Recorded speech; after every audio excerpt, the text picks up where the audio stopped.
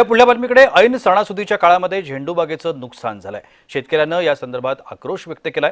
चांदवड तालुक्यातील भरवीर शिवारामध्ये गेल्या काही दिवसांपासून पडत असलेल्या पावसामुळे झेंडूच्या बागेत पाणी शिरलं आणि यामुळे या भागातील शेतकऱ्यांनी दसऱ्याच्या पूर्वसंध्येला झेंडूच्या बागा तोडत आपला आक्रोश व्यक्त केला। याचा आढावा घेतलाय आमचे प्रतिनिधी संतोष खताळ यांनी।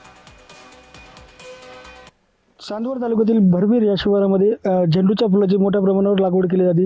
मात्र या ठिकाणी गेल्या 2-4 दिवसापासून जो मुसळधार पाऊस चालू झाला, आता ते फुलं तोडणे चालू होते।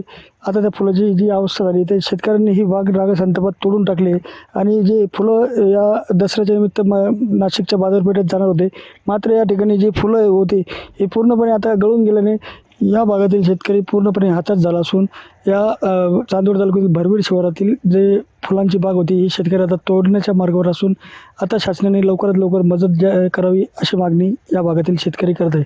जय महाराजसाठी संतोष खताळ, चांदवड भरवीर।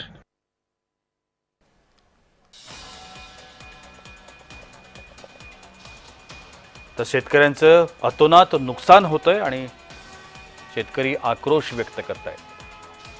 झेंडूबागेचं प्रचंड नुकसान झालंय। ऐन सणासुदीच्या तोंडावरती शेतकऱ्यांना मोठ्या नुकसानाला सामोरं जावं लागतंय। मनमाडमधली ही दृश्य आपण पाहतो आहोत। ज्या शेतीचं पालन पोषण शेतकरी करतात तीच शेती शेतकऱ्यांनी स्वतःच्या हातानं उखडून टाकली।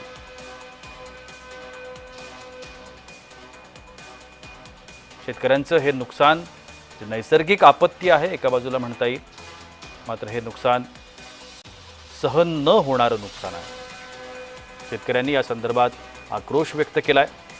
ऐन सणासुदीच्या तोंडावरती शेतकऱ्यांवरती ही अतिशय वाईट वेळ येते।